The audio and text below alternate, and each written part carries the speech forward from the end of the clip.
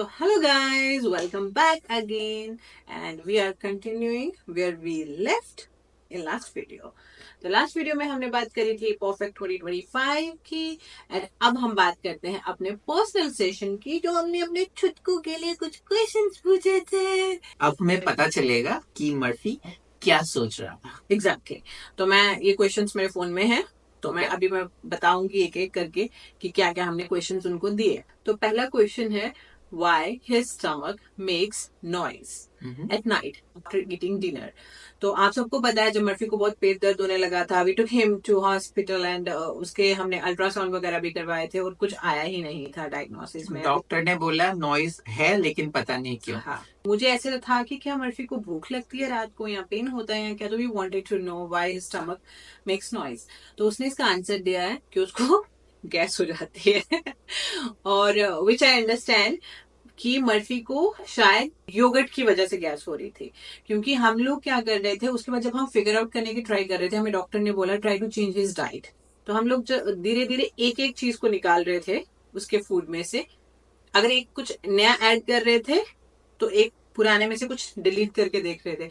और जिस दिन मैंने योगर्ट डालना बंद किया उस दिन से उसके पेट का वो आवाज भी चला गया। So it might be the yogurt. Exactly और the surprising thing is yogurt जो है वो गट हेल्थ को सपोर्ट करता है लेकिन मर्फी के केस में वो उसको प्रॉब्लम कर रहा था। Might be he has lactose intolerance उसको प्रॉब्लम होती है तो बात खत्म। ठीक है।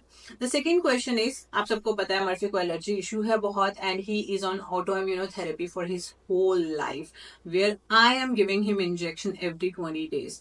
तो मुझे था कि मुझे जानना था कि वो बहुत बुरा फील तो नहीं करता है उस चीज से या उसको अच्छा भी फील हो रहा है उस ट्रीटमेंट से कुछ हेल्प मिल रही है कि नहीं। तो उसने बोला कि उसको हेल्प तो मिल रही है लेकिन जिस दिन हम उसे इंजेक्शन देते हैं उस दिन उसे बुरा लगता है कि उसको हर बार ये इंजेक्शन लेना पड़ेगा। वो ये सोच के थोड़ा सा उसको बुरा लगता है but he gets back to his track and start but अपने टेंट्रम शुरू कर देता है।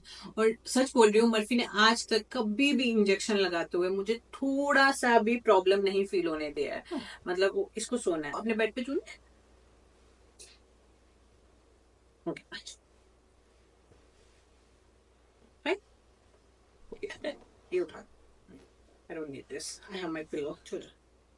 ओके तो हाँ मुझे कभी पर्सनली उसने थोड़ा सा भी प्रॉब्लम नहीं किया। इवन जब हम इंजेक्शन लगाते हैं ना वो हिलता भी नहीं है ऐसे सीधा रहता है और कभी ऐसे रिएक्ट नहीं करता कि उसको पेन हो रहा है या कुछ हो रहा है। He is cool with injection. Yeah, he's very cool. Even मैं ज्यादा ड्रामे करती हूँ जब इंजेक्शन लगती है तो आप मानते हो? मैं सामने वाले पैंट को पकड़ के मैं सामने वाले का पैंट पकड़ लेती हूँ और मैं रियलाइज नहीं करती हूँ उस टाइम पे कि मैं कितनी जोर से खींच रही हूँ उसका पैंट। मतलब मेरे साथ अगर बंदा इंजेक्शन लगाई अपना पैंट पकड़े मतलब क्या करे बताओ। नहीं इंजेक्शन तो मुझे लग रहा है ना। हाँ आपको इंजेक्शन लगाए कि वो अपना पैंट पकड़े अपना बचाए। नहीं डॉक्टर का पैंट नहीं पकड़ती हूँ मैं सॉरी। तो बताओ ना अच्छे से किसका जो साथ में जाता है ना उसका पैंट पकड़ती है सीधा बोल रहे हो। तो मेरे साथ कोई भी इंजेक्शन लगवाने ना उसको पैंट पहन के उसको शिट बेल्ट पहन के जाना पड़ता है। Okay always the next question is he aware about my pregnancy और will he be jealous when new baby will come. तो मर्फी ने बोला है कि he is pretty much aware about my pregnancy और उसने बोला है कि वो जेलस नहीं है ही इज वेरी हैप्पी। और उसने फिर थोड़ा सा मजाक में बोला है कि अगर इन लोगों ने मेरा प्यार थोड़ा सा भी उसको ज्यादा दिया तो मैं इनको गड़गड़ ज्यादा करूंगा। तो हम लोग चेक करेंगे कि गड़गड़ ज्यादा कर रहा है तो हमें मेक श्योर करना पड़ेगा कि उसको अटेंशन कम ना मिले। सो एक्चुअली हमें ऐसा फील हो ही नहीं रहा है कि we are having our first baby. We are feeling कि we are going to have our second baby. तो हिमांशु को शायद ऐसा लग रहा होगा कि he is going to have second baby. मुझे तो पर्सनली ऐसा लगता है कि I am going to have my third baby. I will never forget the one that I lost. तो इसीलिए मेरे लिए तो मर्फी मैंने जिस दिन हमने जेंडर रिवील भी किया था घर पे पार्टी हमने वो अभी ब्लॉग डाली नहीं है। तो उस दिन भी मैंने ये मेंशन किया था लोगों के साथ बात करी थी कि Murphy is and he will be my first born always. और बहुत लोग हमें ऐसे कभी बोल देते हैं कमेंट्स में मैं रिप्लाई बैक नहीं करती हूँ क्योंकि वो क्वेश्चन मेरे लिए एग्जिस्ट ही नहीं करता है कि मर्फी को तुम लोग देखोगे नहीं, ध्यान नहीं दोगे या रिप्लेस कर दोगे मर्फी को। सी, ये एग्जैक्ट वैसे ही हो रहा है जब घर पे एक ह्यूमन बेबी होने के बाद दूसरा ह्यूमन बेबी आता है, आप पहले को घर से निकाल नहीं देते हो या उसका ध्यान रखना बंद नहीं कर देते हो।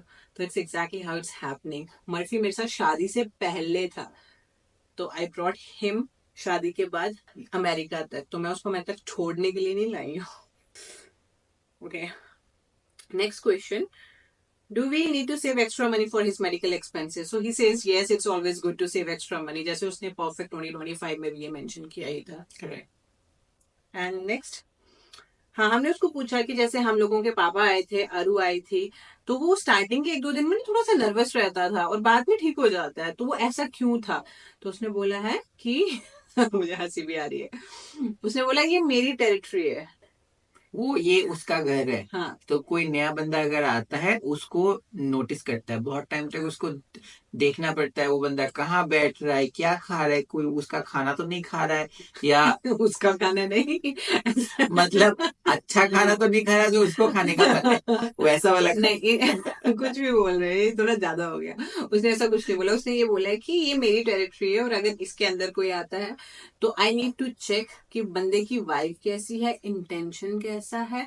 तो इसीलिए मैं थोड़ा 1-2 दिन ज्यादा नर्वस अलर्ट ज्यादा रहता हूँ, तो इसलिए शरारतें कम करता हूँ। मेरा फोकस बंदे को पहचानने में ज्यादा है, और once I feel like everything is fine then I am fine. तो मैं back to tantrums. Back to tantrums. Sometimes when I, मतलब मैं, go through the stressful moments, Murphy starts shivering. Why that happens? So Murphy बोलता है कि वो मेरे से भी ज्यादा मम्मी के साथ कनेक्टेड है। अगर अनिका को एंजाइटी फील हो रही है या बहुत स्ट्रेस्ड है तो उसे भी वो फील होता है, इस रीजन से वो थोड़ा सा शिवर करता है। तो पहले नहीं था ये पहले नहीं था, लेकिन वो दिन ब दिन आपके साथ और भी कनेक्टेड होता जा रहा है, इमोशनली कनेक्टेड होता जा रहा है। अभी भी आप देखोगे तो वो मतलब जब उसका सोना का टाइम है, जब उसके खाना खाने का टाइम है, जब उसको घूमने का टाइम है, he needs me around. Himanshu is only for fun, fun fun play, fun travel. Exactly, उसको उसके लिए चाहिए। अदरवाइज उसको जो छोटी छोटी जरूरतें हैं ना, उसके लिए वो मेरे साथ बहुत। आजकल तो एक नया चीज हुआ है कि जैसे रात को हिमांशु अगर सोने चले जाते हैं मेरे से जल्दी, और मैं किचन में कुछ काम कर रही हूँ या कुछ लैपटॉप पे कर रही हूँ, वो मेरे लिए लॉबी में वेट करता रहता है, लॉबी में सो जाएगा कारपेट पे, बट वो रूम में नहीं जाता जब तक मैं नहीं जाती हूँ। और हमने पूछा कि क्या तुम अपने टॉयज जो है वो शेयर करोगे, और उसने पहले बोला सोचूंगा, डिपेंड करता है कौन सा टॉय ले रहा है वो।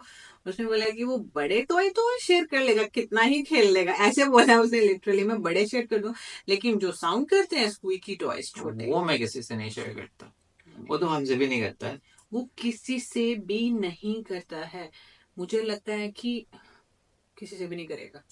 और अगर उसने बेबी के साथ शेयर करे ना, उस दिन मैं तो पक्का कोमा में जाने वाली हूँ, मतलब it's not going to happen, मुझे नहीं लगता। नेक्स्ट हमने पूछा है why he doesn't eat any food by himself. Actually उसको तीनों मील मैं हैंड फीड करती हूँ, तो उसने बोला है कि मैं इस घर पे इतने अच्छे से रौनक बना के रखता हूँ, मेरे मम्मी पापा बोलते हैं they feel happy, they feel alive, they feel complete with me, तो इतना तो बनता है फिर। स्टैंडर्ड हाई है बंदे का। Exactly.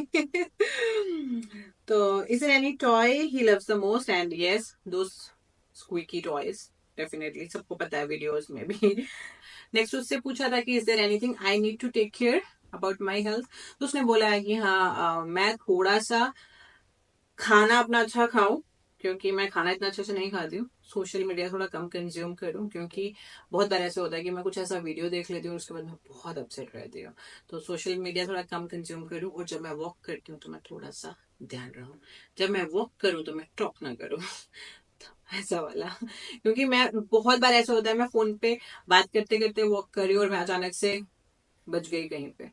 ये मेरी पहले की आदत है, अभी की नहीं है, मतलब चलते फिरते मैं कितनी जगहों पे लगती हूँ मुझे पता है। कोई भी कोना हो वहां पे लगने के चांसेस 99% है, वैसा वाला। तो ये था हम लोगों का personal session, and you guys can also have this session with Simone. And again, I'm going to give her contact detail in descriptions.